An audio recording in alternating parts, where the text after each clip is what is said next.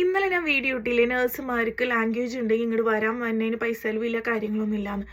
അത് ശരിയാണ് കേട്ടോ. അപ്പോൾ അതിനകത്ത് എനിക്ക് കുറേ DM വന്നു. കുറേ DM എന്ന് വെച്ച് കഴിഞ്ഞാൽ കുറേ പേർക്ക് ഞാൻ റിപ്ലൈ കൊടുത്തു. പിന്നെ കുറേ പേർക്ക് ഡൗട്ട് അപ്പോൾ ഞാൻ വെച്ച് വീഡിയോ ഇട്ട് ചെയ്യാമെന്ന് വിചാരിച്ചു. അതിനകത്ത് പക്ഷേ വരണതെന്ന് വെച്ച് കഴിഞ്ഞിട്ടുണ്ടെങ്കിൽ ഞാൻ +2 കഴിഞ്ഞൊക്കെയാണ് ഞാൻ നഴ്സിങ്ങിന് പോകാൻ പ്ലാൻ ചെയ്യുന്നു.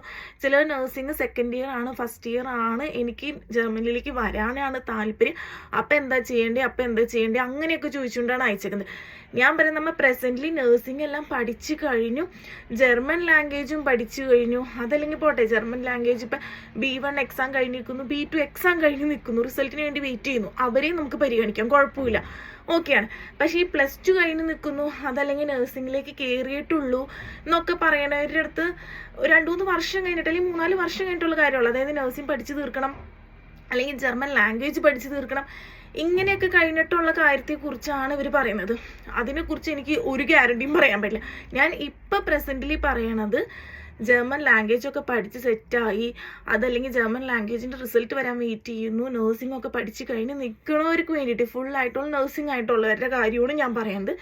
അതല്ലെങ്കിൽ ചിലർ പറയുന്നത് +2 കഴിഞ്ഞിട്ട് നഴ്സിംഗ് ജർമ്മനിയിൽ വന്ന് പഠിക്കാനാണ് താല്പര്യം. അങ്ങനെയുള്ളവർക്കൊന്നും ഞാൻ ഫ്രീ ആയിട്ട് കൊണ്ടുവരാമെന്നുള്ള പറഞ്ഞല്ല. ഫുൾ നേഴ്സായിട്ടുള്ളവരെയാണ്, ലാംഗ്വേജ് ഒക്കെ ഉള്ളവർ ഫുൾ നേഴ്സായിട്ടുള്ളവർക്കാണ് ഫ്രീ ആയിട്ട് നമ്മൾ കൊണ്ടുവരാമെന്ന് പറഞ്ഞേക്കുന്നത് കേട്ടോ. അപ്പോൾ അതിൻ്റെ ഒരു ക്ലാരിഫിക്കേഷൻ തരാമെന്ന് വിചാരിച്ചു.